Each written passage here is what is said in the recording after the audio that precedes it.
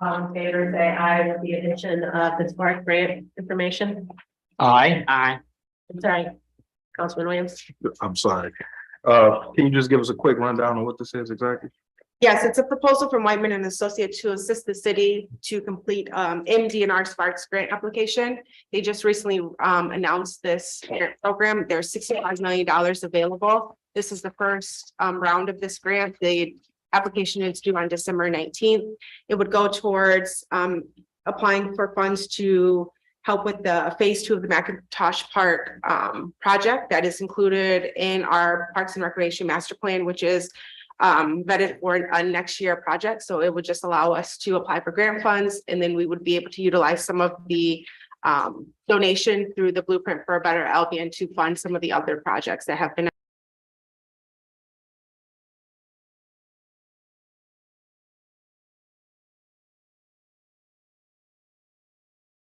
Thank you. So all in favor, say aye. Aye. Aye. Opposed? All right, so we don't have any presentations or recognitions to begin our evening with. No need for a public hearing. Public comments at this time. Anybody within the gallery can stand and address council on an agenda item only. All you need to do is state your name and address, and 3 minutes is yours.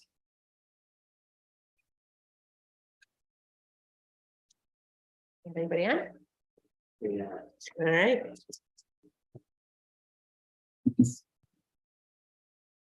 Consent calendar items.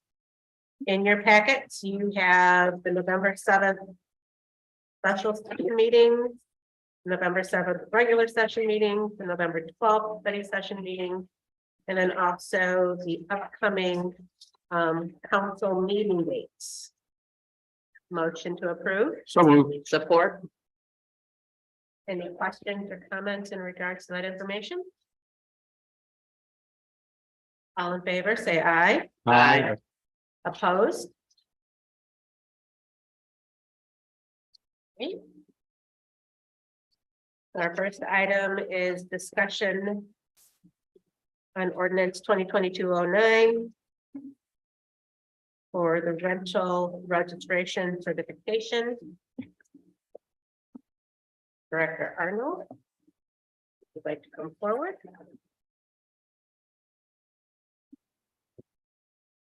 Good evening.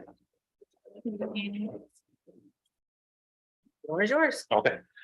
So what you have before you is a final draft of our rental registration ordinance. What this will do is create a registration of rental properties in the city and a schedule for the inspection of those rental properties. We're doing that because a lot of our rental properties are in an awful state of disrepair, and we don't really have a mechanism to track that or catch that before it becomes an issue for the occupants. So we end up in a situation where we've got a surprised occupant finding out that they're not going to be able to habitate their rental anymore because it's not in good livable condition. What this will do is register every rental unit in town, require an inspection of that unit once every 3 years, and grant them a certificate of compliance for that 3-year period. We anticipate that this will improve the condition of rental properties in Albion and help us on the road of redeveloping some of our housing stock. Councilwoman Lawler. Thank you so much. I just wanted to thank Councilmember French for speaking about his concern. I do hear you, but our city is growing. So we have to grow with our city. And even if someone feels secure where they're at, and it's a big step to make to own property, it has to be available. Just if it's available and it's out there for you, you can be able to grab it. If it's not there and you want it, it's not there. So I'm just asking the council to do take in consideration what Councilmember Fritz said, but at the same time, we have to, all of us have to grow with our city because our city is still growing and it's growing fast. So just a comment. Any other questions or concerns that Director Arnold can help address for us? So this is just a discussion item right now. There is no action. That's what I to be see, because taken. it does say approve on this. Yeah, so I want to say anything that you got from me right now, we will take into consideration in Okay. meeting with the Arcus law firm to make sure that we do have that final polish on this draft before bringing it back to hopefully your first December council meeting for first reading. Attorney Hartness. Yeah, I had advised Ian, it would probably be best to have tonight just be discussion, because for those of you who have been on council in the past, this has come up at least twice since I've been the city attorney, where the city has looked at rental registration, and almost invariably we get landlords and tenants alike coming to give comment, and so figured we'd give the public as much opportunity as possible to give feedback before the council actually takes action on it, but it will be before you for a first reading on the December 5th. I'm sorry, not December 5th, your first meeting in December. City Manager Snyder. Yes, I would just like to say thank you to Director Arnold as well as the council subcommittee that was established to revisit rental certification. This was one of the strategic goals back in 2021. So we did spend majority of the year working to develop an ordinance that fits Albion. I know when we started this process, we heard a lot of complaints on how this was handled in other communities. So we wanted to take that into consideration in moving forward and developing our ordinance. I think we have something that will work to meet our needs. And I think I just want to echo Councilmember Lawler's comments. I think this is one way in growing our city, making sure that the rental properties that we have, over 42% of the homes here in town are rental units. I think just making sure that they are up to proper code and they are safe and habitable for our residents. That's a huge accomplishment as the city's duty or requirement to provide safe and habitable homes to the residents that we serve. And I think this is one way in doing that. So I just would like to say thank you, Director Arnold, for all of your hard work and in getting us to this point. Councilman French. Thank you, Mayor. Can I ask a question that's related but not really? How was Safe Built selected as our building enforcement? That's a Permit question that for the- predates me. I understand that. So is there a process by which we select? Attorney That- Hartness. Yeah, it was if I recall, we did bids for Safe Built, and so they were through a competitive bidding process. In fact, we just redid that, and I know Clint, the representatives from Safe Built are in the audience. We just did that not too long ago, and so they're already on as our code enforcement contractor, and they have been for several years, but Okay. the council just approved their, It was right before John Tracy left, I believe. yeah, right before Director Tracy left, we redid That predates me, so. the contract. It postdates. Well, no, they're re-upping of their contract. Happened since I've been here, but that was, I think. Or maybe it wasn't. I'm remembering something. We did something. I'm sorry. If you go back in within the last 2 years. Yeah. We did something with their contract. I think we just revamped the fee schedule within the contract, but the renewal of the contract was done right before John Tracy left. And that went through that process. Okay. And there's been different permutations of the company over the years. It's always been Glenn. But there's been it's been the same individuals, but a different company over the years. But that's how it came to be. Okay.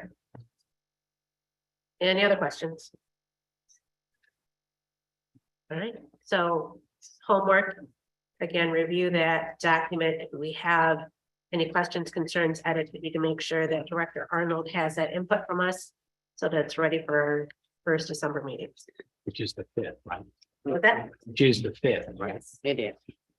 And I just say thank you again to the subcommittee. I know we took a lot of mornings away from you. I appreciate your participation.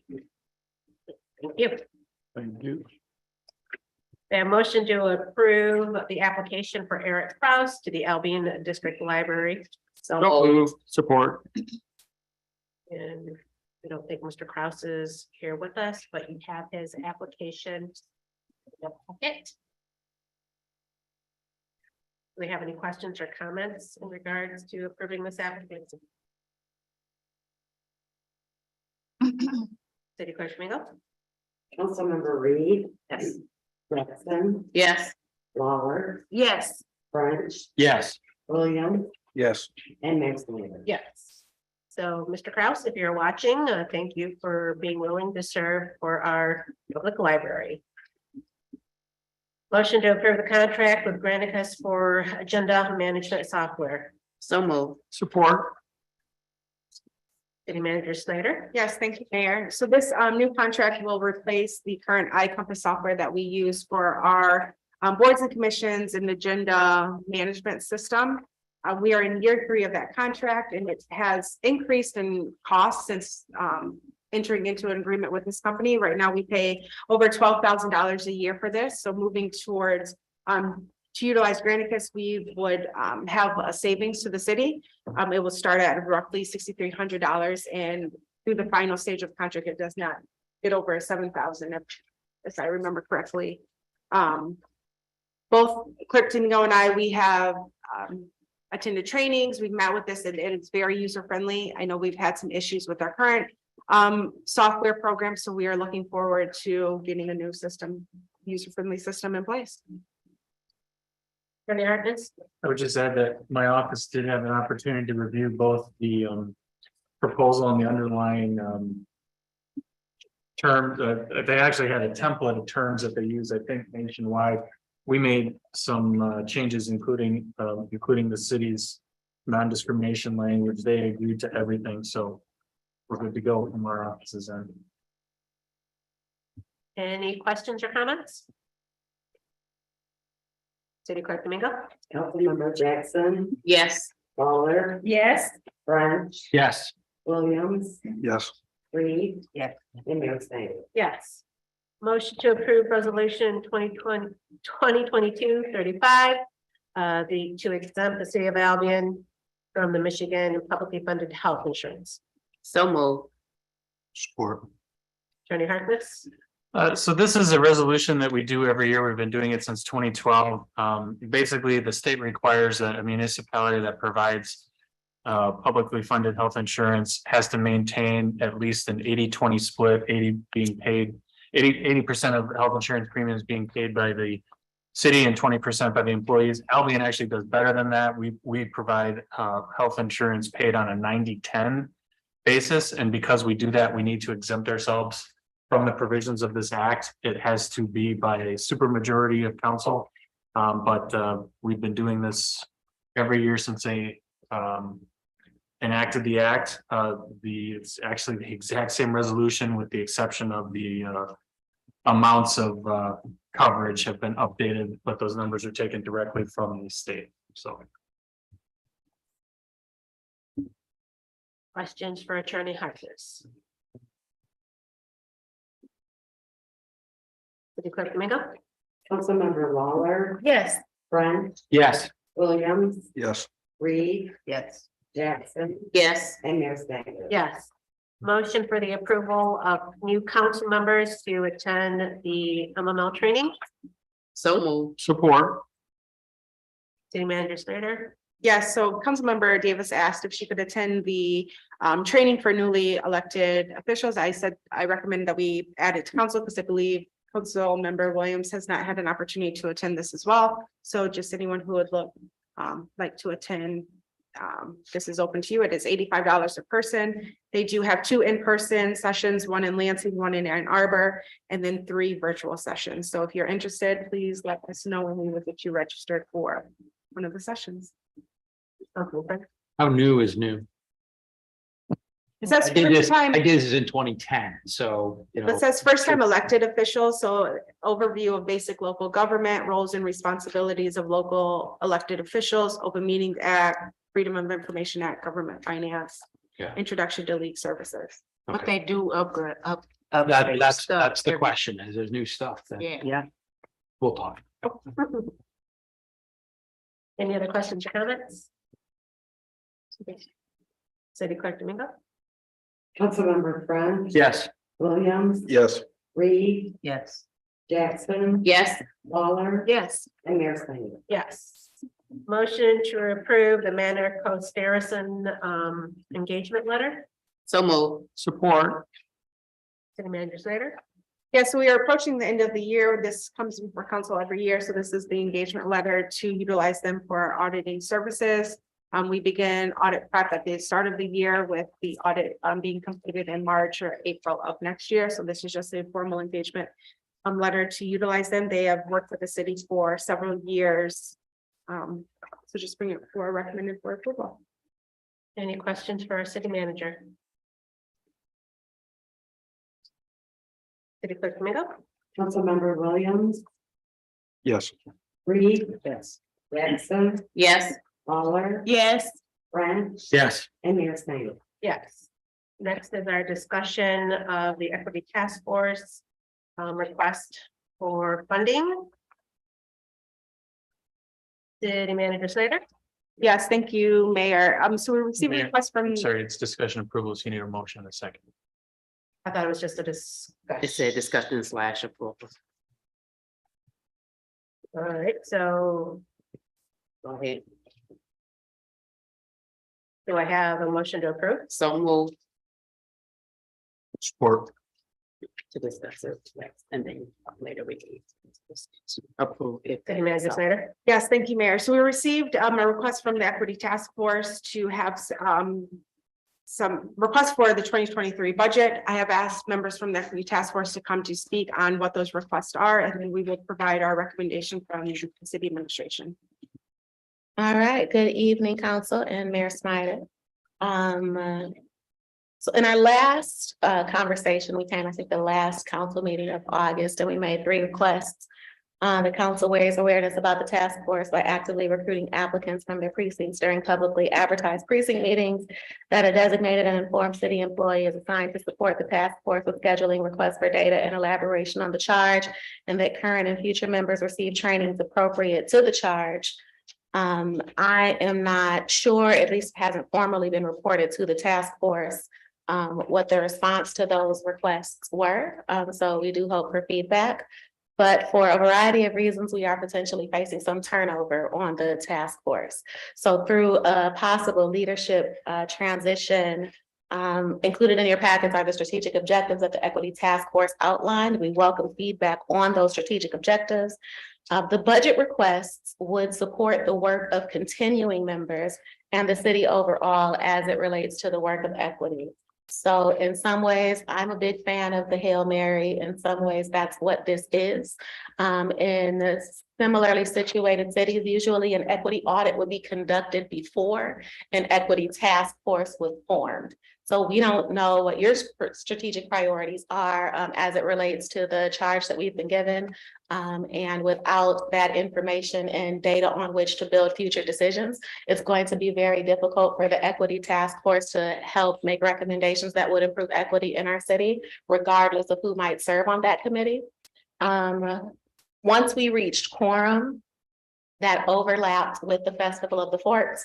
And we're all aware of the Festival of the Forts and the incident that occurred on the Cass Street Bridge.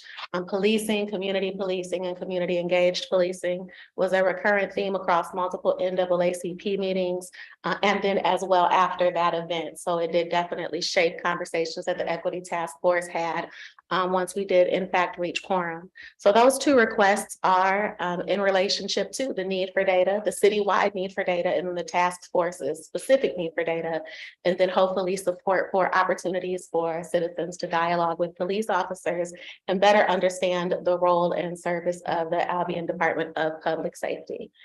Those numbers came from us putting our heads together, thinking about our own networks, calling some mentors. We did not do exhaustive research as it relates to the numbers before you. Again, it is a hope for data and some type of infrastructure to respond to the concerns that we've discussed thus far, recognizing that y'all might have to reseat some folks in the near future. Mr. Newber, anything you wanted to add? Go ahead. So I just wanted to also follow up with a couple things. One are the duties of the Equity Task Force, so you all know what we were charged with and can understand the importance of making data-driven decisions. And then also in the research that was done, Dr. Woodson shared with the Equity Task Force that the numbers before you are not a final number, but rather an estimate that would then come back with requests for proposals and could be much less depending on what we receive in terms of proposals. So this is just giving you a ballpark number to then put the requests for proposals out and see what we get back.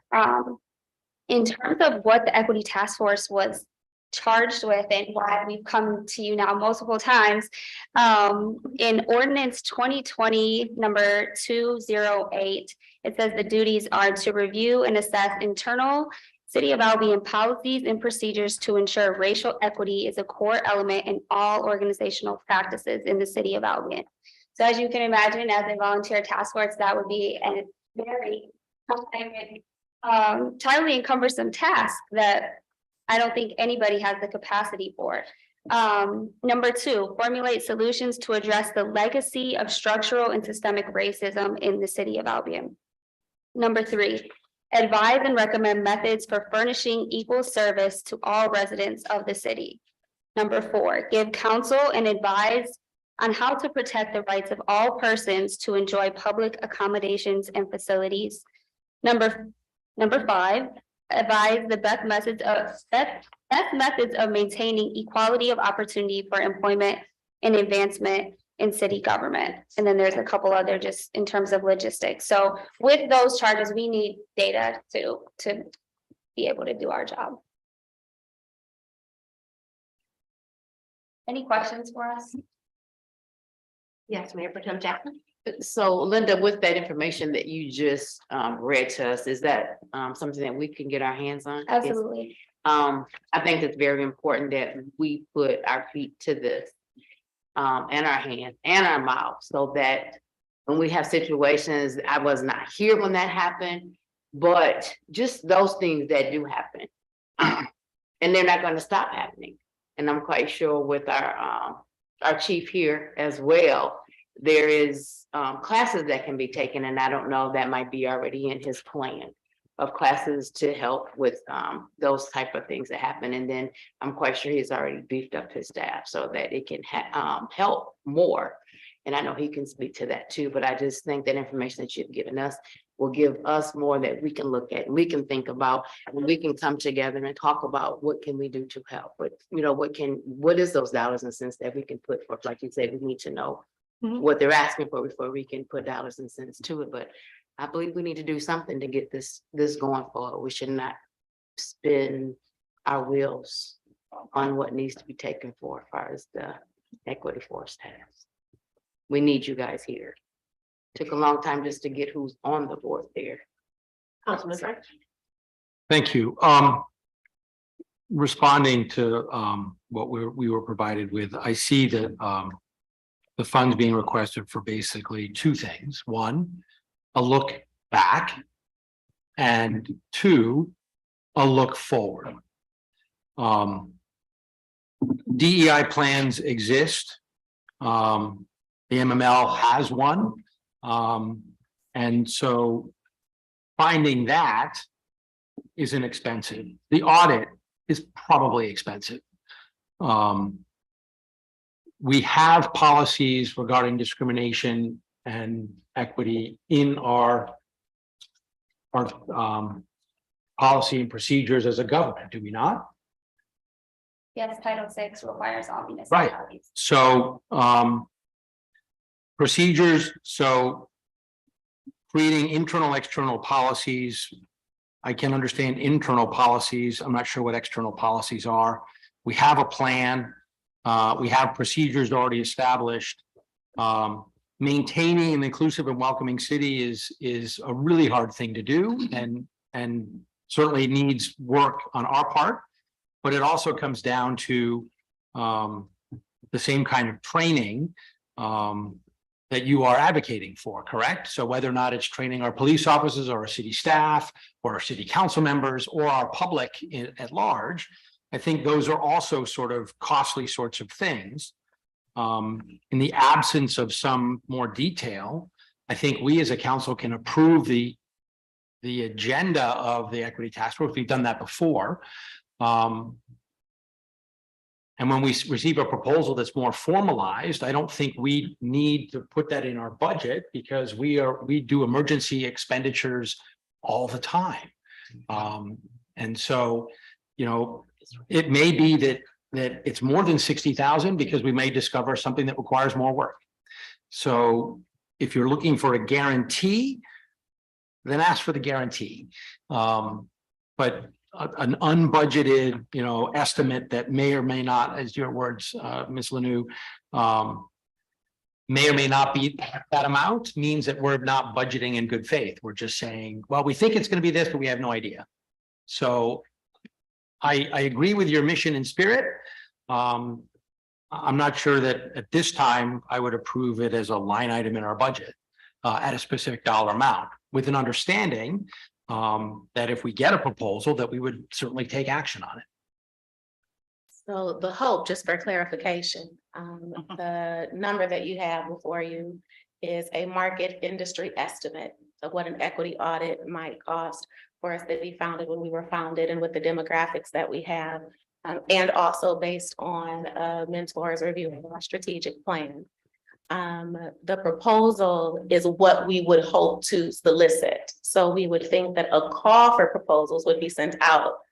Up to X amount of dollars would be allocated for firms, consultants, who would then support us through an equity audit. It would be very difficult for a volunteer task force to provide additional details without the data. So we are in a chicken and egg type situation. Awareness to Title VI expectations and other policies, procedures, and laws that govern our conduct is very important. Those literacy efforts are supported across council. But again, that would be soliciting the very proposal that you're describing. Someone has to put it together. A volunteer task force comprised as the equity task force is currently comprised, does not have the expertise nor capacity to do so. Councilman Muller. Okay, yeah, thank you, Ms. Mayor. I thank you so much for, it's been a long time coming for this equity task force. Thank you for putting the time into it. The line items of funding that you're asking for, I think it's a start. And we as council can always amend the budget if we have to. So that will be solution for that to me, just to me. And I think if it is a line item in our budget, we as council members and city staff will make sure that this is important to us. Give it a line item. What's wrong with it? It's important. So I think any changes that we need to do, we can always go in and change it. But I do believe that we do have to start somewhere. So if this is a start for you, I do hear what you're saying, and I would support this. Councilman French. So I started my comments by asking whether the Michigan Municipal League has expertise in diversity, equity, and inclusion policies and practices. The answer to that question is yes. So because we are members of the Michigan Municipal League, means that we get their consulting and their activity and their work for our subscription and as members of the MML. So we wouldn't need to necessarily go through a proposal process if the Michigan Municipal League provides those services for us and for its members. And that's all I'm saying. So I think we can meet the needs of the task force by taking advantage of what we have available to us, which is Michigan Municipal League, MML, participation and engagement as members in their diversity, equity, and inclusion work that they have done and will do for communities. That's all I'm saying. Very important point, and I do hope that we're benefiting from what the league provides, but the trainings and an audit would be different services, and we did not see that in our research, that the audit itself would actually be a service rendered, but they would be two different services. And you can correct me if I'm wrong, if auditing is one of the options that they provide. Manager Slater. Yes, thank you, Mayor. If I can just speak on our actual budget. So we had our study session a few Saturdays ago. Since receiving the equity task force request, I've received several other budget requests, and it comes to a total of $190,000. On your desk before you, Director Clark has provided you with an updated budget report, as well as breaking down what that does to our general fund balance. Right now, before adding that in, we are looking at a deficit of $325,730.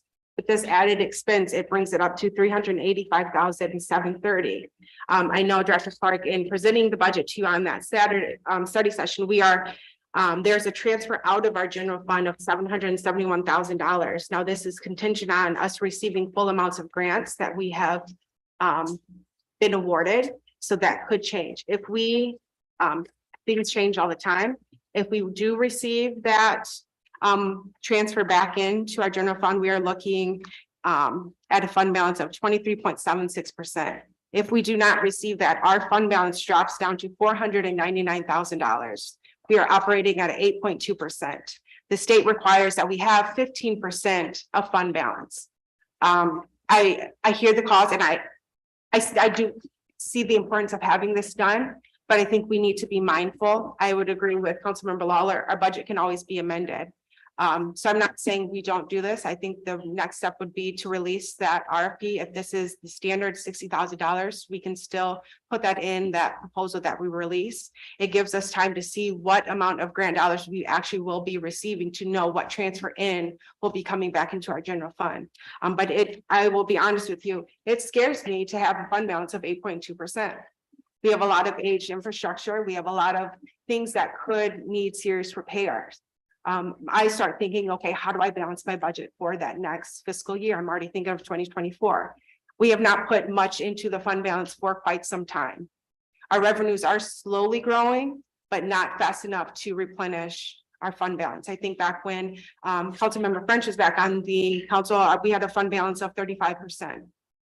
It has dropped down to 23%. That's a steady decline, especially when we are not replenishing that fund balance. So when I say this, I'm not trying to discredit it, because I think it is important, but I think we all are aware there's no shortage of needs and services and things that we need to provide to our community. So I would encourage the Equity Task Force to release that RFP to see what types of bids or proposals we receive. We get a budget approved, and then we can, moving forward in 2023, when we have a better idea of what grant dollars we are going to receive to replenish our general fund, we can then amend our budget to cover the expense to have an audit. And also looking at one of the requests, unfortunately, we cannot use public tax dollars to, I know it sounds small, to provide light refreshments. That's not an eligible expense for public funds. So we would not be able to provide that out of that $6,000. We could pay for having speakers come in to work with the community as well as staff, but we would not be able to fund that piece of the request. Yeah, we all had our study sessions. And I walked away concerned about the budget, even at that point. Councilman Williams, I heard you express some concerns as well about being so low. So it's just a room time right now.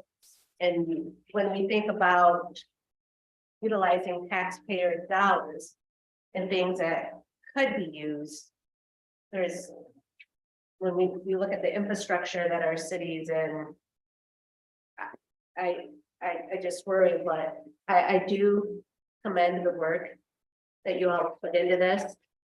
And if we can get something that we can work with, then definitely I would look at that again. But the $60,000 just causes me pause. But if we can do it at an affordable amount, definitely. But we have, I think, a lot of different avenues that we could pursue to see what type of resources are available to us. So I definitely want to be able to support you all in that thought process and bringing in some outside eyes to look. But yeah, that $60,000 is probably pause. Councilman Williams. All right, thank you.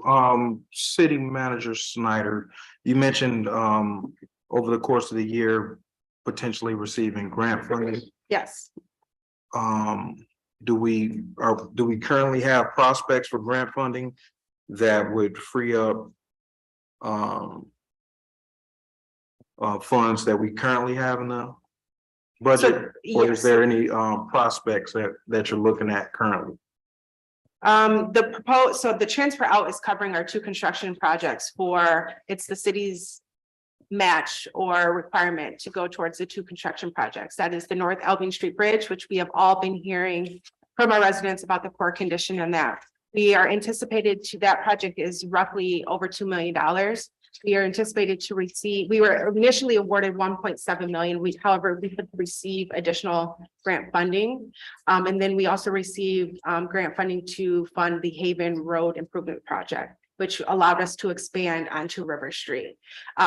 So we know that we will be getting this. We just don't know exactly how much because it could change. So I would wait till we have a better idea on what that looks like, because that will come back and go into the general fund. And if we do receive that, we are looking at our general fund being 1.2 million instead of the 499,000 if we don't receive that full amount back. You said how much was it now? Right. That last part you just did, I can't. 499,000. Okay, And I did provide you with the breakdown that Director Clark. That's on the emailed sheet. you. Yep, so you do have Gotcha. that, and it breaks it down to what percentage of fund balance that is. Even 23%, that's higher than state required amount, but it's still a little alarming when we have such aged infrastructure and other equipment needs and other requirements just to provide the daily services to our residents. So I just want to be mindful that our fund balance is dwindling. So we really do need to be conscious on our spending.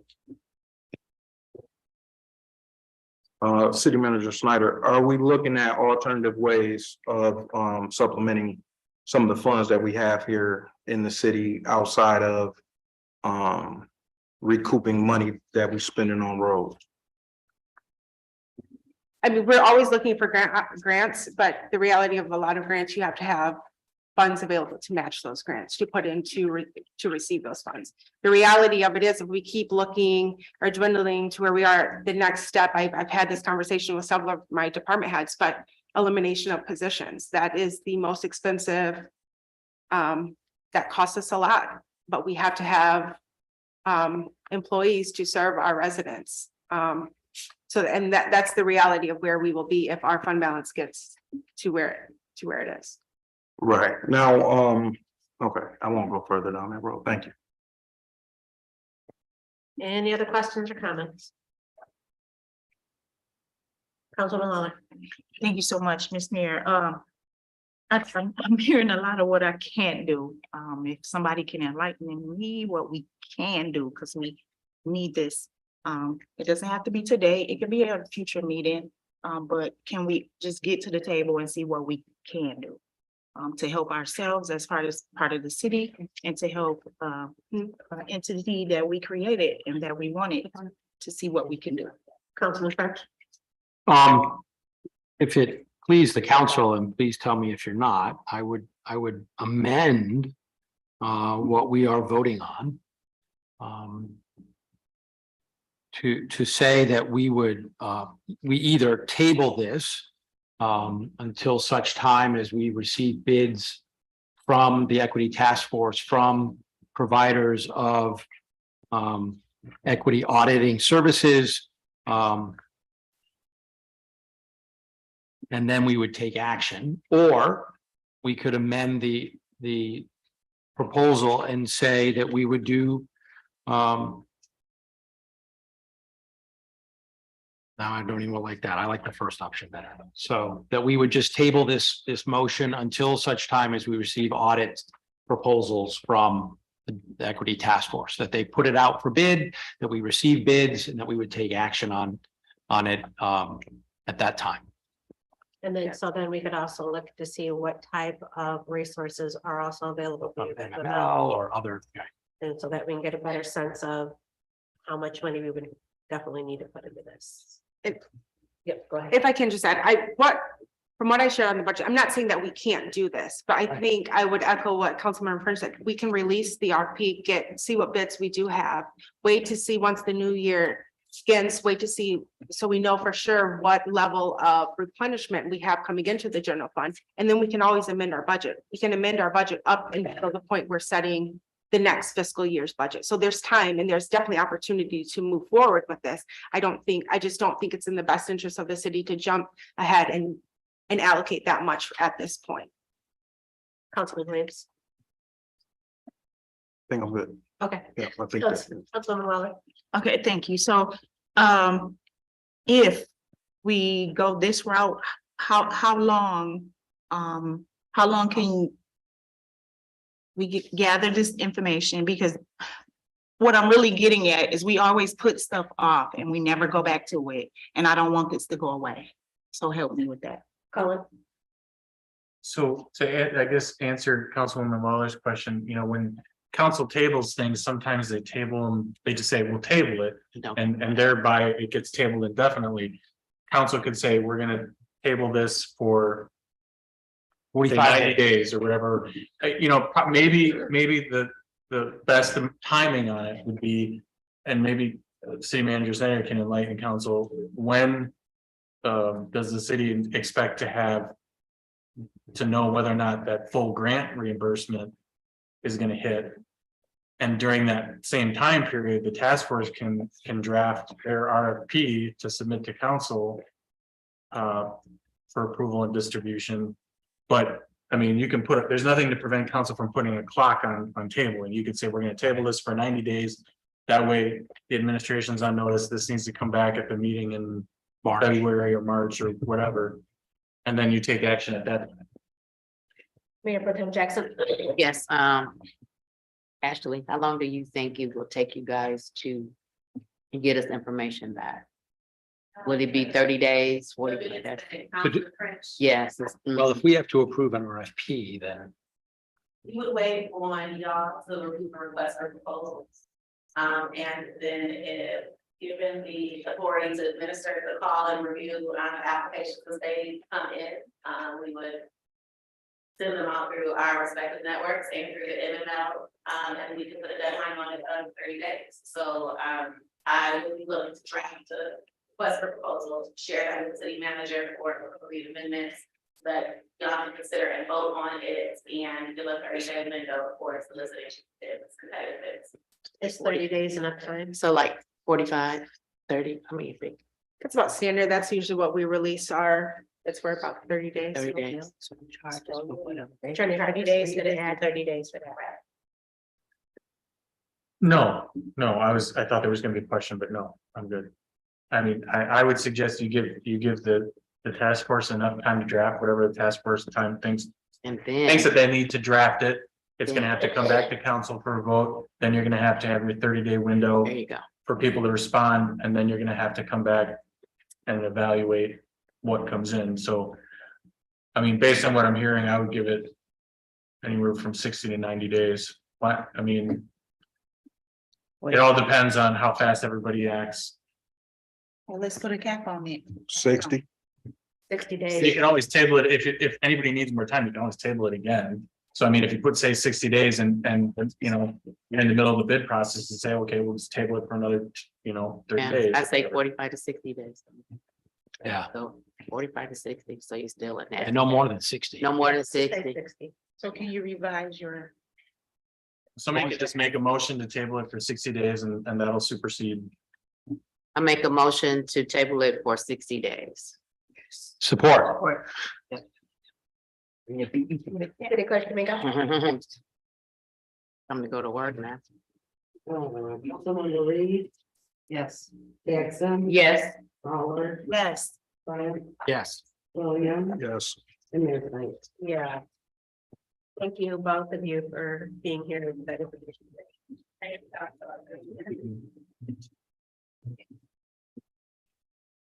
Discussion on seeking 3 competitive models. Oh, wait. No. Strategic Strategic goals. goals. Parks. Oh, Mhm. I just wrote my notes on the one line, I'm sorry. So it's no more discussion and review. So as we spoke of it in the study session, that we just like to review and try to, we did talk about trying to get to 3 But as Haley was saying, she says she can come back and give us information to some of the things that have already taken place, and then maybe we can go from there and pick out 3 that we should be trying to work on at the beginning of the year so that we can go forward working together to get some of these goals accomplished. Okay. So we stated that city manager would come back to the next meeting with an update on Yes. the goals that have been set already so that we can look at them and move forward and then possibly schedule a study session. Correct. Are we all good with that? Yeah. Awesome. All right. And then the next is our discussion on seeking 3 models for housing. Discussion and action. No, it's just discussion. Just discussion. Okay, I see actions. Yeah, it does say / action. Oh, yeah, it does say action. Mhm, she said. I What we forgot. doing? No. This is, Discussion. this is discussion in action. Yeah. This is Let discussion. everybody else know what we're talking about. Okay. Go ahead. I'm sorry. Yeah. She wanted Councilman to- Williams. Okay. Okay, so as we all know, we have an issue with housing here in the city of Albion. Mayor, if it's discussion action, there should be a motion and a second. We know what our. If you're just gonna do discussion, you just go right into discussion. So what Is is this just a discussion? It's discussion and action. So And any action. action? Okay. Yeah. So then do I have a motion to approve? So move. Support. All right, Councilman Williams. Okay, as we all know, we have an issue with housing here in the city of Albion. We haven't had many new homes built here, for a number of years. The housing market is constrained both by, limited access to housing and, available housing options. In conversation with city manager and the interim city manager, I've asked of ways that we can address that issue here in the community, so that we can improve citizen retention here and also provide healthy homes at different price points for members of the community. Through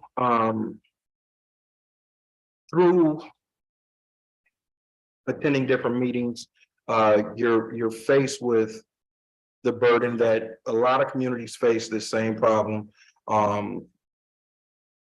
Looking at housing and coming up with a plan will be one that will address some of the issues that we have here, but also in moving forward, it would allow us to have a plan to either expand and grow our city and create safe, healthy homes for people who currently live here in the community.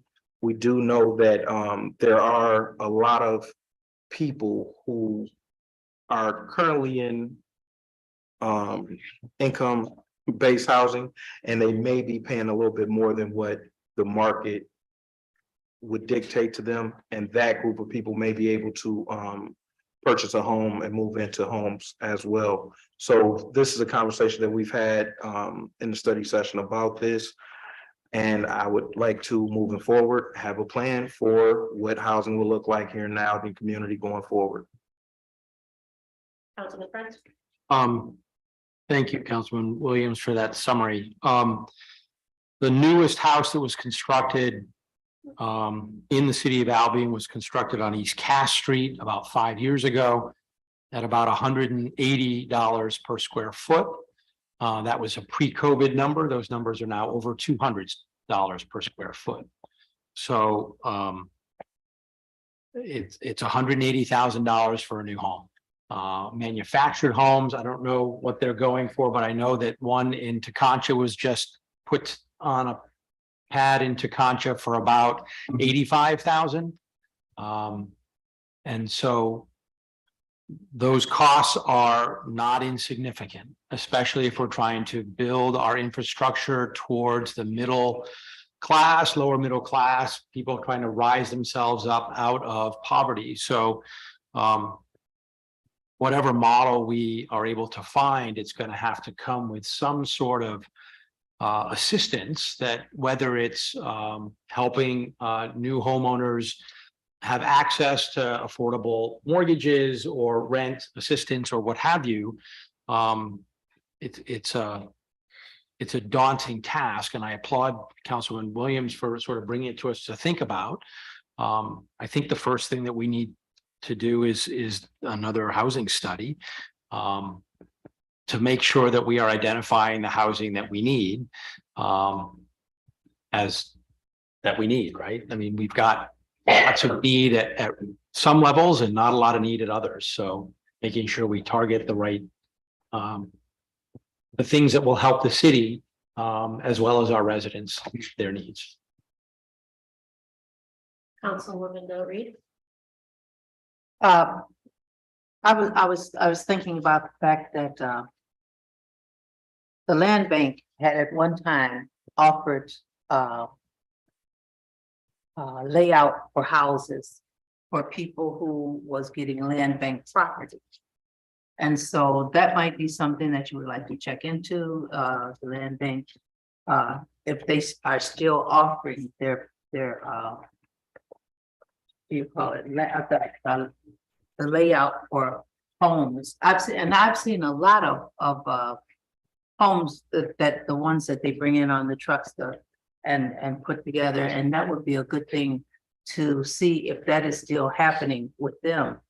That you can, if you buy a land bank property, you can also use the layout for the home too. And I think that if we should get in touch with either EDC or one of the banks, like I was saying before, Homestead was giving people classes on how to build up their yeah, so that they could purchase homes. So that might be something that's workable too. I know that they do regular workshops, Mhm. so I just haven't seen anything as of lately, but that's something that they normally do. That would be something for the city to check into. Councilman Muller. Yes, thank you. So I'm looking at the review that we got in our packets. And it talks about the pattern book homes, and this was one of the classes that I had attended because council members were concerned about housing in Albion. So I just took the initiative to go see what they were talking about. So the pattern book homes, I do believe it's on the MML site, and we could get information from there about what would possibly fit our community. Just some information to put out there. It's a lot. City Manager Slater. Yes, if I can. I just thank Councilmember Williams for bringing this up. And I think this would take a lot of collaboration with not only the city, but the EDC, because that ties into the community development aspect, but also the land bank. I did mention in the study session, it was a few months back now, but I attended a meeting with the land bank, City of Marshall, City of Battle Creek, City of Albion. We've all discussed updating the housing assessment. That last one that was done was back in 2016, 2017. So a lot of change since then.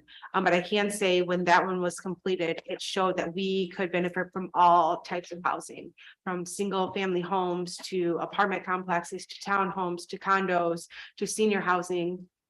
And I know there are different groups working to bring different types of housing to our community right now. So I don't think this will be a quick fix. And I think it's going to take a lot of just collaboration between different organizations, municipalities.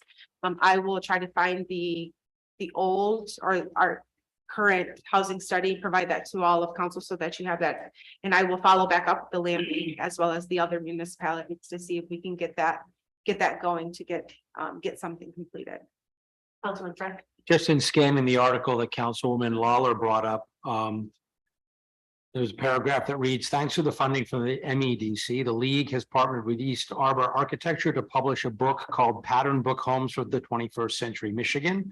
This guide provides clear-cut resources for valuing the historic neighborhoods we love, enabling the kind of development we desire, and helping speed up new housing development while lowering construction costs. This publication establishes a multi-unit housing used to be normal in older Michigan neighborhoods. So we should get a hold of that, at least as a start. Right. So Councilman Williams, the action item you want to take vote on is,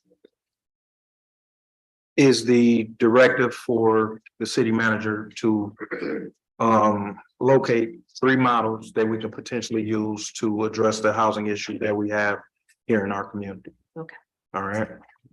Now, I understand that due to our demographics, it may be a little different.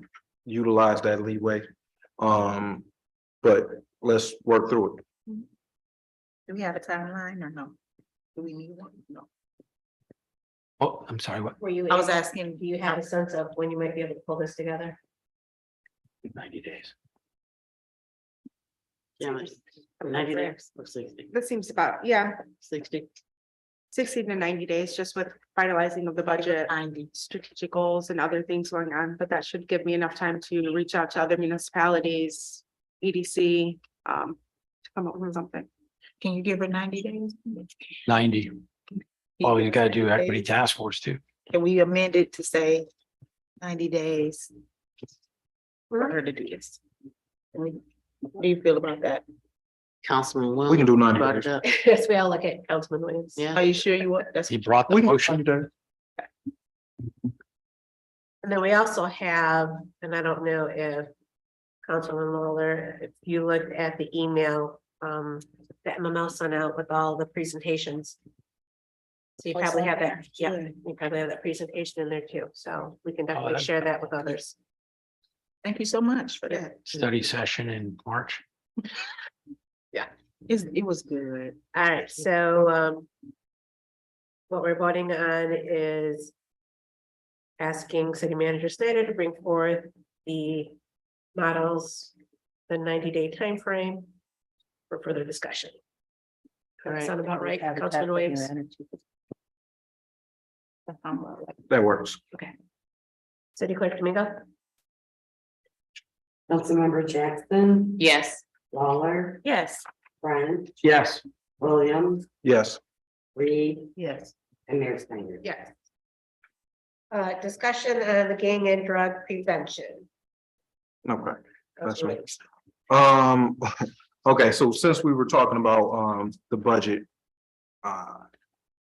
I had proposed, well, that we have a discussion around drug use here in the community and also gang prevention, drug prevention, gang prevention as well. There seems to be a shift in the culture amongst young people nowadays to assimilate into groups, and those groups are turning into gangs, for lack of a better explanation. It's something that I fear our kids, with the limited resources that they have and a limited sense of community that we may have due to annexation, that they're at risk. I hate to say it, but they are definitely at risk. And I fear losing any of them to gang assimilation. Now, what does that mean, and what does it look like to prevent that, right? So where's the overlap in the people who will most come in contact with our youth that may turn to crime or violence? It will be our officers. That may lead to an opportunity for the officers in advance to address some of the issues that may present themselves, maybe through bringing in speakers, maybe through outreach programs, maybe through substance abuse programs. I can't necessarily speak to what would be the best fit in this moment, but something has to be done. The Cass Street Bridge incident came up earlier in conversation, and I was on that bridge. I've never been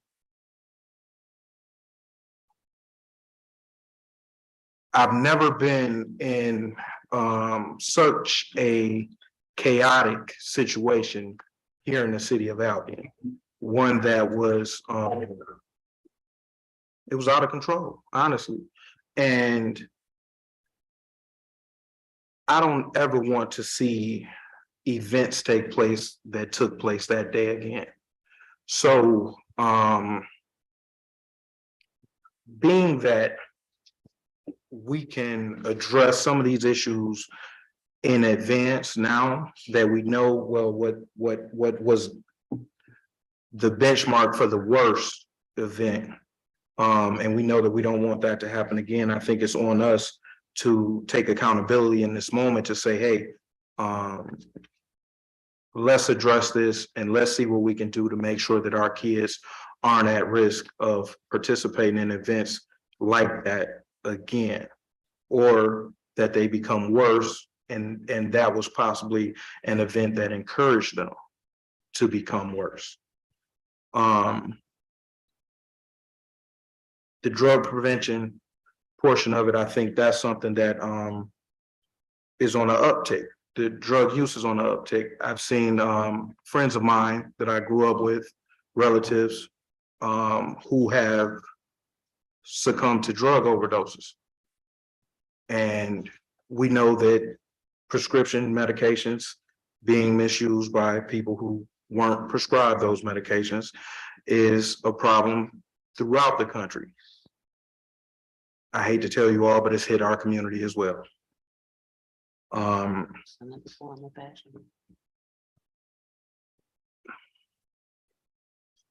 Battling that is something that we're tasked with. I hate to say it, it's something that we're tasked with. It's true.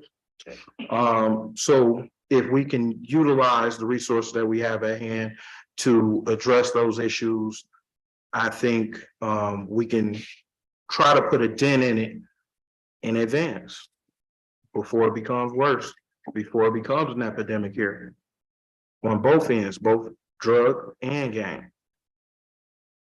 And that's why I wanted to have the discussion. So if anybody has any input, let's have that discussion. Councilman Fred? Do we, I share your concern. Do we have information to suggest that we have an increase in drug use? Aside from the incidents on Cass Street, do we have data to suggest that we have an increase in violence in the city of Albion? Do we know what gangs are present in the city of Albion? And do we, as a city, in years past, we relied heavily on leaders at the church level or in the community level, whether it be Harry Bonner's substance abuse prevention services or other services that occupied young people's time, gave them a sense of purpose and belonging, and helped prevent that sort of crack. And so are those structures still in place, and with whether it's the Albion Ministerial Association or individual churches being involved in creating opportunities for youth to live their best lives rather than to go down a different path? So I'm interested in knowing what's out there already and what the city, what our city citizens are doing to help in this area. I mean, I don't know of a single young person who would respond to a police officer coming and giving a talk about drug prevention if they're already in high school. So it has to be younger, so that because you have to build a trusting relationship with your public safety departments, and if that doesn't exist, then that's on us as a city to help mitigate that. But there are trusted adults in this community who are working with youth, and what we can do to support that effort is something we need to identify. Right. So I haven't heard much about the Ministerial Association doing much in regards to programming or education. Yeah, I just don't know. I haven't, but I have heard about Harry's group and bringing in And Vivian, folks from the county level. Yeah. And also bringing in the Albion Healthcare Alliance, and oh yeah, Chief Kip, I believe, has sat in on some of those meetings to discuss how do we combat, what you're talking about. But that's bringing in people from county level, state level that have been brought to the table to talk about the growing concerns. So I do know that there's initiatives underfoot. Chief Kip, I don't know if you want to speak on how any of those meetings have ended. I mean, there's been a couple that I am aware of, so I just don't know at what were they. Okay, can I speak to Yeah. what you said? Okay, to my knowledge, the current programs we have in place aren't necessarily meeting the needs, to my knowledge. Now, I can't speak for everyone else, but to my knowledge. None of those organizations was on that bridge that day. Myself, Dr. Woodson was on that bridge, Chief Kip was on that bridge, and the other officers that were there as well. We're talking about prevention. For as bad as a time the 80s and early 90s were, we had a lot of outreach in drug, and that came from the president's office, his wife, just say no, right? As corny and funny as it is when we look back now, but the constant conversation around not using drugs was one that was present, especially for kids that came out of their homes and were faced with drug use and drug abuse on the streets, like outside your house, drugs are out there, right?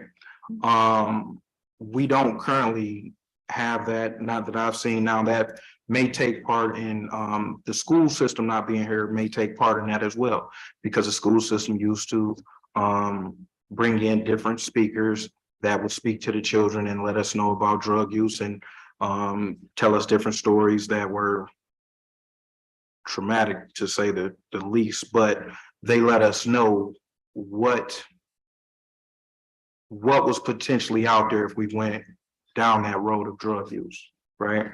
So maybe not necessarily bringing in the officers to speak, but bringing in speakers who can actually speak to what the issues and what the concerns are. Former incarcerated people who have sold drugs, right? People are getting life sentences for selling fentanyl because it's killing people. So when we look at this, I think we do need to look outside of our community to some of the communities that are the hardest hit. And actually have that dialogue so that we can save as many of our youth as possible. Well, and I can say, because I've had conversations with school administrators, those type of things are still happening in the school system. I think their biggest issue in regards to having that message received, they get feedback from the students, like it's hard to take that information when the adults in the household, they see them doing drugs. So it's okay for me to see the adults in my household, but you're telling me not to do it. And I think that's a bigger issue. Well, The people that you are looking up to and respect, you see them smoking or doing other stuff, but you're telling me as a kid not to do it. Well, I mean, that's one way of looking at it, or you could look at the population of individuals that were born in the 80s whose mothers and fathers were addicted to crack cocaine and who could look at their parents and say, I am not going down that road. Correct. So That's when a we different type of drug. when we speak about drug use, the drug went from purchasing it from someone on the streets to purchasing it from your local drugstore. Okay, that's the issue that we're addressing here, right? That's the issue that we're addressing. A regular household thing is killing people. So we gotta look at it. We really have to look at it, but I don't want to belabor the conversation, but let's figure it out. Councilwoman Muller? Thank you so much. I hear that, what I'm hearing, and if I'm wrong, please tell me, that, there's a sense of data wanting to be collected about, what we're talking about. And I'm hearing, people say it's hard to get the data. Well, You're saying it's I'm not necessarily advocating for data. Data just came up in the Which is- conversation. trying to address and, Okay, you know, I'm going somewhere with it. okay, come on. It's gonna I'm with you, come on. Okay, so, you know, like you said, it's hard to get the data from kids to say, well, yeah, you know, this is happening, but, you know, I see my people I'm around every day doing it. How you gonna tell me not to do it? We have to teach our kids to be a leader and not a follower. And that's just my mother's rules. And I would like to bring that to the streets as well, that you have to teach them. And if they don't have like the stability at home, you know, sometimes other who, it's all about who you hang around sometimes. Sometimes you can know what to do and sometimes you can know what not to do, you know, with some of your friends. But a lot of times there is no data. It's just what we see. Sometimes you may not see what we see. You know, it's nothing to be rude about, but it's just the truth. And I think a lot of bringing speakers in is a good thing, because when you're going out to search for a speaker, the main thing for me is, have they been through it? You can't just tell me the water is hot if you didn't drink it. So I feel like if there are different entities out there, or even our own police force, you know, if they can get an ex-gang member in here and talk about it, I'm telling you, these kids will grab a hold of it, because it's something that they want to hear it. You know, I'm not saying they don't want to be, but they want to hear a real story, somebody that's been through it.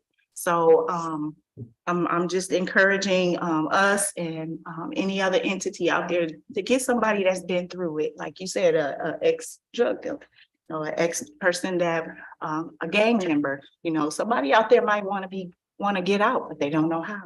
So maybe this person can kind of, you know, do it on a download and tell them how to get out. But I'm just saying that yeah, get mentors in here and ones that's got true stories.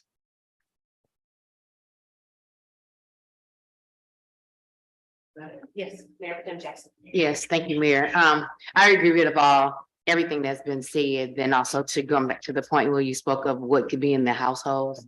And all that is true about the households, but you do have children that do want to come out, even though they do see what is going on in their home. But if it's not presented, if it's not giving them a choice to, then we've done nothing, okay? We know even when you teach them at school and you teach them how to write, how to read or whatever, and they might not, the parents can't do that at home. But it's what you can put before them that makes a difference. We can't save all of them, but I'm quite sure we can save at least 1, 2, 3 or whatever that will make a difference in this city. And we really need to, because it's a shame that we have 9 districts. The kids have to be bused and go through all these different districts, when some of these things can be brought home right here in Albion to help them and help meet their needs. Because all of these programs that they might be saying are happening, they're not happening in all the different schools, because they don't even know how to meet their needs too. Now we come dealing with trauma. Okay, so kids have trauma. They have a lot of things that are being built on them, stacked on them. They need our help. If it is no more than using that bone theater, which they like going down to have. I mean, you had the free movie down there, and I understand it was like 200 kids or 200 people in general down there. We could use something of that sort to do that. We could use Opportunity School, something of that sort, to just bring information in, let them hear about it. You might even prick their parents out. We never know. But if we can come together as a council and try to make a turnaround in some areas to even help our chief or whoever it may be and the families and help turn around this town, we do need it, because it's heavy. And you say, French, like, do we have any information of who it is or whatever? Whoever is in their right mind is not going to stand up here or before anybody else and tell you that I'm getting beat up every day. Or when I go down the street, down Superior Street, when I go down Erie Street, somebody jumps on me, okay? Because if that was so, Chief Kip would have been able to get and put some of them behind bars, or they would be in a different school or something, or some choice. But it's not happening because the stuff is happening regular. So we know of it. So we need to reach out and help. I know, as you, Mayor, you can step out to the Albion ministerial staff. I can as well, and say, what can you do to help? This is a concern of our city. They say we have 50 churches. Okay, let's get on the ball and let's come together and go to work with the city council to meet the needs of our children here. And I'm quite sure we can get that done.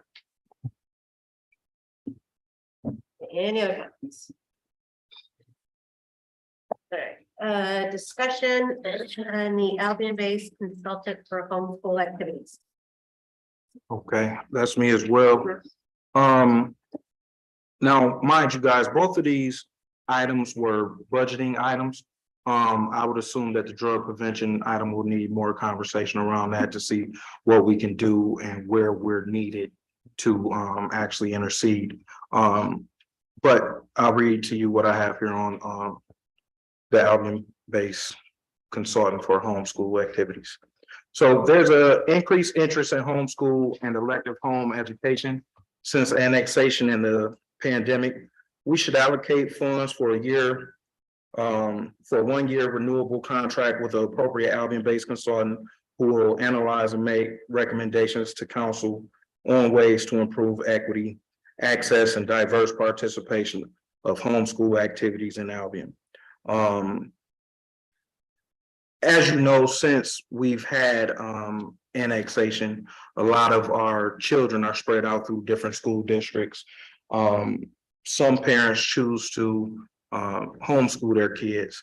I actually know quite a bit of them, and they face certain difficulties in homeschool, but then they're also kind of outcast in a way because they're at certain age groups. There's not any like sports and different things that they can participate in.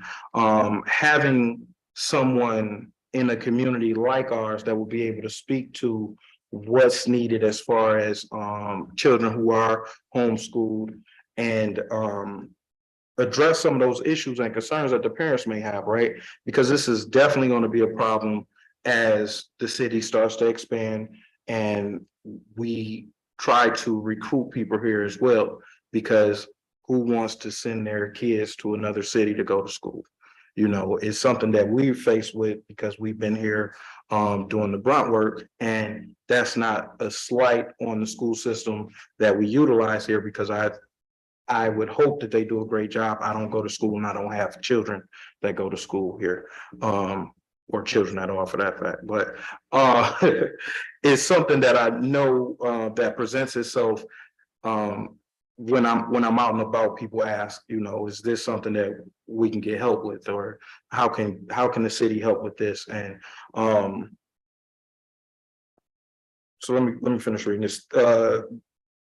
This person will identify possible partnerships and areas of investment to better support existing homeschool families and advise on ways to recruit homeschooling families. Now, I was asking for a budget of 80K. Now, this isn't a approval item. This is a discussion item. So we can discuss ways on how to address this going forward. I think there's a need there, and we're having a discussion about this. So I would like any input that you all may have on this as well. So I can kind of go back from my recruitment days. I had attended many, what they call college fairs for homeschool students, but part of those college fairs was also networks. So the Jackson area has their own homeschool network. Okay. And that event that I attended had over like 150 people in attendance. Okay. Of homeschool families, you know, the parents, the kids. So they also have their own athletic conference, homeschool. So it's a nonprofit. It's things that you can kind of get a part of because it already is in existence. So you just have to have enough folks from the Albion community network in to already existing networks to expand on it. So it's, yeah, and it doesn't cost. Only because, it's part of a network. It's already in existence. You know what I mean? Okay, I'm not familiar with what you're talking about. I have to look into it. Yeah, and I can get you that information because I have contact information in my office. Right, So right. to kind But of get information on how to create something like that. If you think there is a good number of folks that want to take part in Albion. just have Right. that Here as well. yeah, and definitely it's something that we have to look at, here in the community, because it's another thing that we're faced with, right?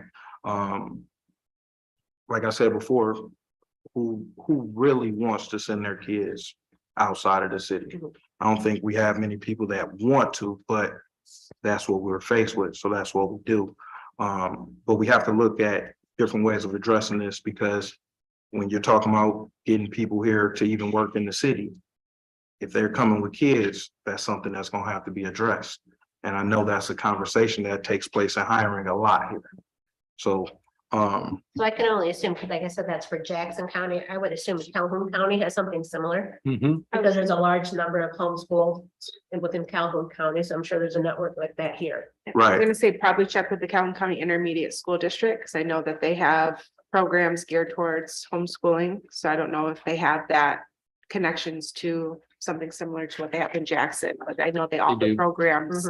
now with further, that. with further transparency, I think that's a little bit of the problem is you guys know about it, but where do they go to get the resource, right? If we had at least the resource posted on our website, it'd be, a direct path for them to tie into, you know what I mean? Well, that's easy enough to do. Right, Doesn't cost us anything. not necessarily, but yeah, I would imagine we probably have to have further discussion around this as well at some point, because it's gonna present itself as being an issue here in the community. But if we have a organization that we probably can tie into, it may leverage what we have here as well. Councilman French. I'll defer to Colin on this, but the question is whether or not a city council has the right to intercede in a homeschooling when we already as a city have an agreement with the city of Marshall to take care of our public schooling. Homeschooling is not considered public schooling. And then that would be, I worry about the legal ramifications for us sort of superseding or endorsing something other than public schooling. So that's something that we'd have to look into if we're gonna create a budget item that's gonna say the city of Albion as a government is now in charge of an educational resource. So I don't know where that all fits legally. I've not heard of any other city that like at the council level creates educational opportunities rather than deferring to either intermediate school district or the local public school. In the Right. absence of a local public school, that's And being that we're the only one that got annexed, this is the issue that we have to face. But that's been something that we've been dealing with since the annexation. Right. I don't have a quick answer to your. No, I'm not question. asking for a It's quick matter of first impression. I'm happy to research and bring it back to you. I mean, I can tell you generally off the top of my head, the school code generally delegates the vast majority of oversight of education, either the state board of education or local school boards. But I'm happy to look into it to see if there would be any kind of intersection that wouldn't be permitted. I mean, I will say that the Home Rule City Act does not address it whatsoever. But I can research it and follow up with council at a future meeting. Sounds good. thank you. How long did Okay. Actually, could you? 90 days. Hey, Okay, perfect. Thank you. How much time you need, go? He got it. He's gonna need help. All right, begin with that item. Yes. Okay. Next, with the addition of the MDNR Spark application. City Manager Slater. Motion. Oh, So moved. I'm sorry. Yes, support. Yes, thank you, Mayor. So I have a proposal before you for Whiteman and Associates to assist us in completing an MDNR Sparks grant application. This program was recently announced through the MDNR. There are $65 million, it's a $65 million grant program. This is the first round. There will be a second and third round upcoming this spring. This will support projects that provide safe, accessible public recreation facilities and spaces. I've also, on your desk, you'll find the action plan that is included in our Parks and Recreation Master Plan that was just recently approved. So in discussing this, we proposed to Whiteman whether to do the second phase of the McIntosh improvements or the Stoker Plaza renovations. However, they have not finalized that master plan. They're working with the DDA to get that completed. So they suggested that we move forward with the McIntosh Park improvement since we do have a master plan that's already been developed and it's already in the works. That is a project that's created in our Parks and Recreation master plan, which will make our grant application a little bit more attractive because we have that identified as a project that we would like to accomplish. Based off that, we're looking for that item is 1.5 million. So I believe you can receive up to $1 million in grant funding through this program. If we are awarded however much through this, that will then allow some of the funds that we receive through the donation through the DeNicola Fund to then be shifted towards other projects that have been identified. I know that council wanted to do more projects through McCullough Park that could potentially open up additional funds to accomplish those projects as well. So we're just looking to approve this proposal so that they can get started on that grant application. The deadline is December 19th. Mayor Pro Tem Jackson. Yes, I need to, I spoke to you on the phone, but I said I was going to bring you another proposal for some items that need to go out into Barnes Park. Okay. And so that hopefully this can be considered in this proposal as well. I see that you have the lily pads on it, but there's a couple of things that. Oh, in the Parks and Recreation Master Plan. Okay, Mhm. yep. Mhm. And we can always amend this plan. Like this is a working document as well. So if Okay, other projects that come up, we want to include that, we can always go back and amend this and include those. Just Okay. re-adopt it. Is McCullough Park included in that one? It's not, I don't think we discussed that when we approved this, so we can always edit, like I said, and add those into this plan as well. I'll shake my head. Thought you had them color. Well- Williams. Was this based off of the initial Park Square? Yes, Okay, yes. gotcha. Like I said, it's this is one of the projects. It's actually scheduled slated for 2023. McIntosh Park Improvements Phase 2. So it would keep us right on track for accomplishing these projects. If you look at this action plan, we've actually made a lot of leeway or accomplished a lot so far. We've done the McIntosh Park improvements with the playground and splash pad and pavilion. We've installed the new walking path to the new facilities in Holland Park and also working to get the horseshoe pit installed. We've done the dam removal study. There have been funds through the private donation now for the Victory Park band shell improvements as well as the basketball and tennis court. So we are making, this will keep us on track to continue to accomplish those. We applied for a grant for the dam study, right? Yes, Did we get the grant? yes. Okay, thank you. Councilwoman Lawrence, do you have a question? So I'm just looking at this and then this might not be the right time, but you can direct me, and I'm looking ahead where we saying that, we're doing Victory Park improvements and things like that. So with this grant, will we be able to do our bathrooms? We have got to get these bathrooms open. That's not for this grant application, so this would just is only geared towards McIntosh Park. But we do through the DeNicola donation, that is part of the Victory Park band shell improvement. So that yes, those bathrooms will get renovated. Thank you so much. Any other questions? City Clerk Domingo? Pardon me, Councilmember Reed, Yes. Jackson, yes, Waller, Yes. Burns, Yep. Williams, Yes. and Mayor Snyder. Yes. Future agenda items. Things that we would like to see coming up. Yes, Councilman Williams. I would like to see a list of the capacity constraints that we have that limit us from applying for grants or facilitating grants.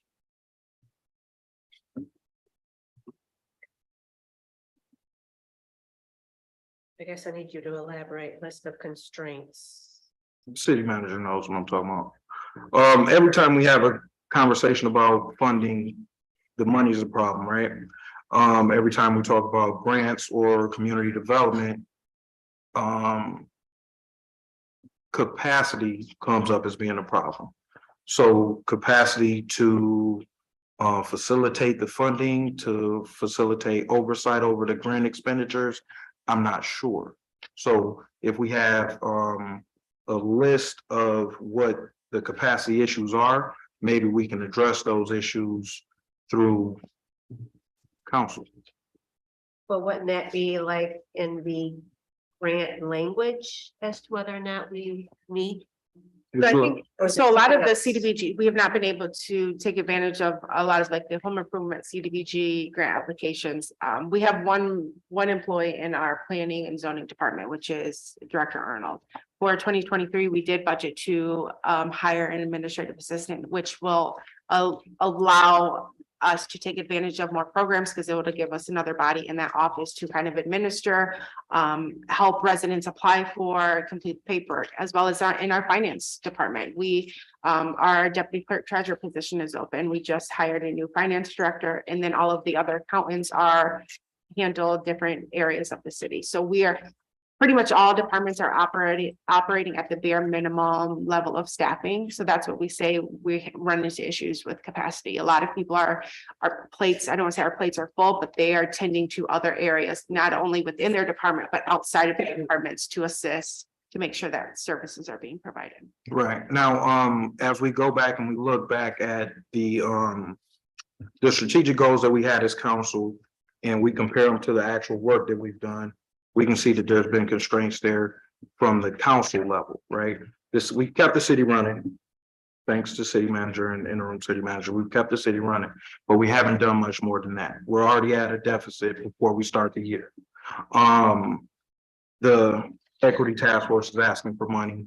I'm speaking to drug and gangs and homeschooling, and we don't have the money, right? So if we had maybe community development organization, or if we had a grant writer, if we had staff that would be able to actually facilitate what we meet the requirement for as a community, right? Because we see it all too often when we do a CDBG, what the grant stipulations are and that we meet the stipulation, right?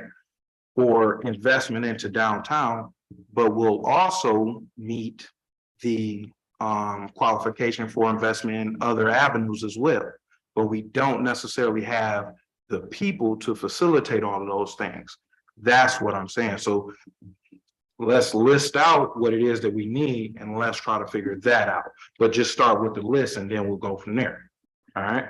And I think in all honesty, the hurdle we have to get over, since we are operating at just like bare minimum, we need to build our capacity internally to improve the services that we provide. I think this entire year I've heard complaints on just DPW area, just the lack of staffing that we have in parks. We have 17 parks and we have 2 full-time employees to maintain those park spaces. We have roughly 5-6 employees in our streets department. We know that, and they are expected to maintain the entire community. You look back, our staffing level has been cut in half.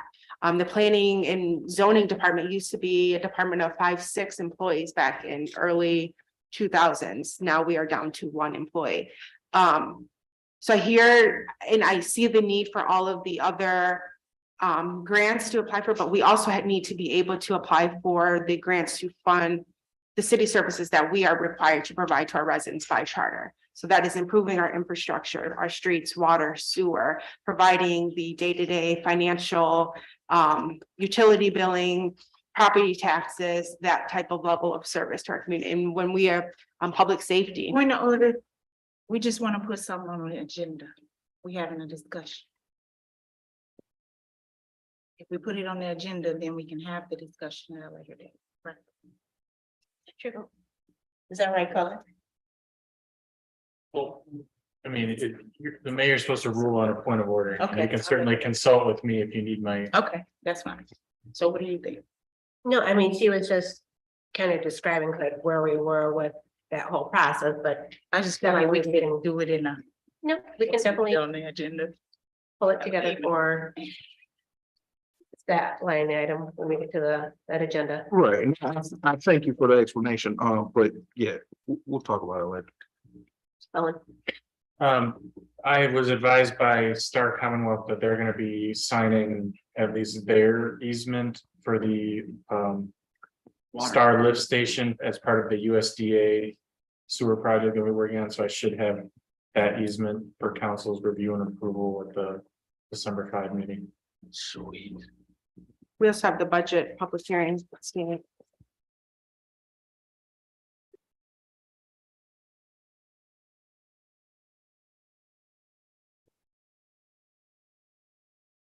We can talk about leaves and easements in the international On the next agenda. code.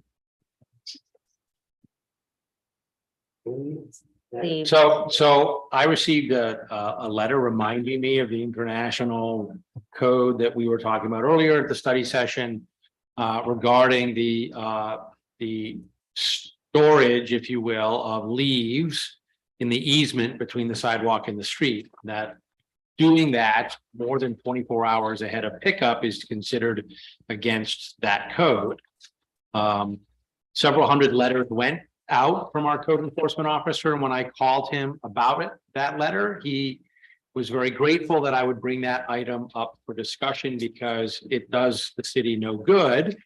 If we have an agreement about leaf pickup, picking up 1 day a week, and it's 3 days after a weekend, and it's dark by the time most of us get home from work, making leaf pickup during the week impossible.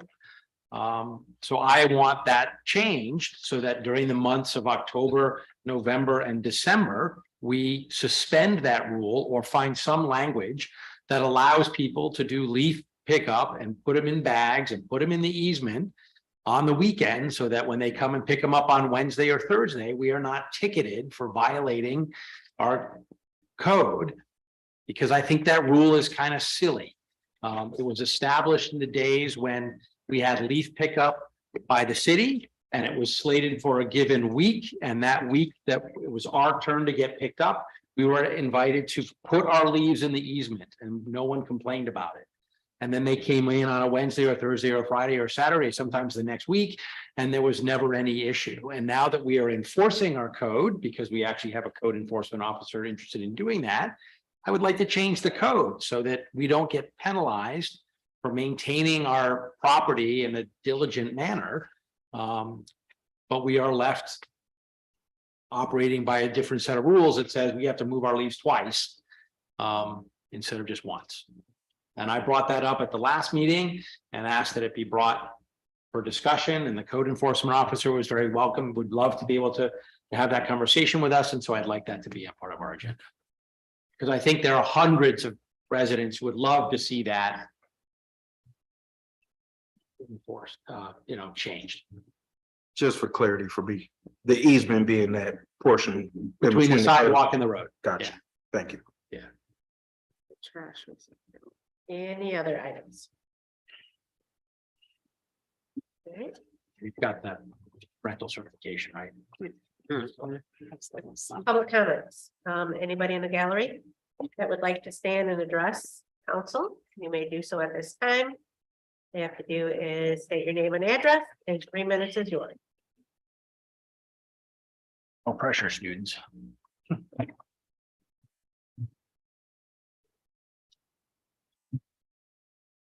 Oh, but I'd be much more willing to sign it if you say something. At least introduce yourself and why you're here.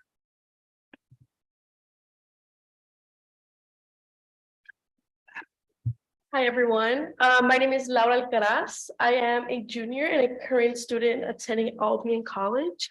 Oh, Where do you live? actually, Fisk House. That's fine, say that. My address is Fisk House. It's the international house. Okay. So I want to go back to the agenda about discussion gang and drug prevention. So it's gonna be like a pretty long question. So, do you believe that if the college engages more with the community, especially the youth, will possibly decrease the gang involvement and drug use? So this can be through mentoring programs, like you mentioned, Ms. Lawler, college events dedicated to the kids in the community where they have a field day with the Albion College athletes. I know that Vivian Davis spoke about the vision of life in my class and spoke about how these kids admire and look up to these college students. So do you think it's a good idea if the college gets involved to help these kids? And I'm saying this because a lot of these college students are from rough parts of Chicago and Detroit.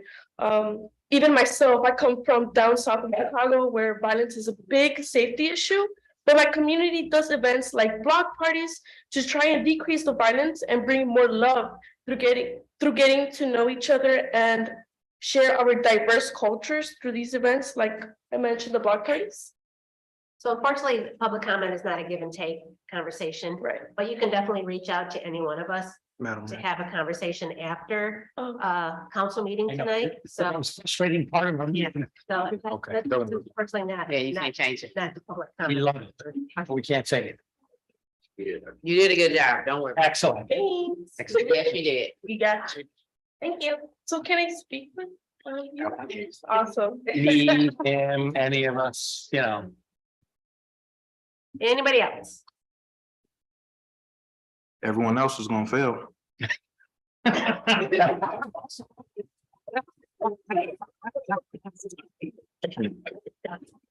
I'm Connor Anderson. I'm an Albion College student. I'm staying in White House Hall.